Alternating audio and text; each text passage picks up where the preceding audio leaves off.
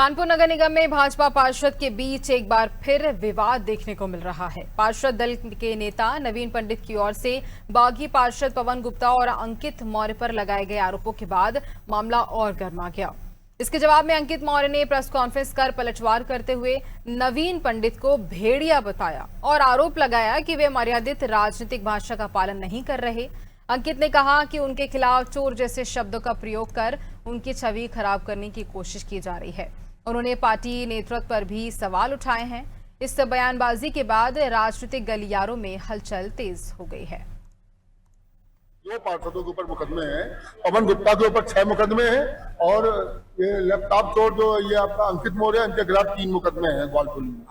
ये पहले टिकट देने के पहले की बात की, एक तो टिकट देने से पहले है, लेकिन बीजेपी ने इनको टिकट दिया और इसके बाद पवन गुप्ता के ऊपर कुछ बाद में शामिल हुए हैं। जब ये चुनाव जीतकर जब इन्होंने कुछ मतलब बवाल किया है तब इनके ऊपर कुछ मुकदमे कायम हुए। लेकिन अंकित मौर्य के ऊपर लैपटॉप चोरी का मुकदमा पहले से ऑलरेडी था, जिसको इन्होंने छिपाया और भारतीय जनता पार्टी के प्रत्याशी, और अंकित मौर्य भारतीय जनता पार्टी के प्रत्याशी नहीं थे। तो नगर निगम में बहुत भौंकता है।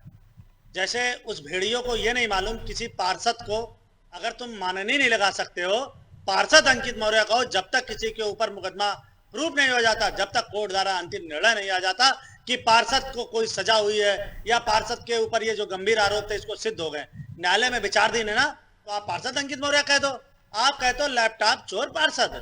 अब भेड़िए, मैं आज इस प्रेस कॉन्फ्रेंस के माध्यम से कहता हूं कि ये जो भेड़िया है ये रंग बदलू है। इससे पहले ये सपा गोद में बैठ जाता है, कभी कांग्रेस की गोद में बैठ जाता है। अब इसको हो सकता हो कहीं से डर लग रहा हो, ऐसा ना हो हम भाजपा की गोद से कहीं भगा दिया जाए।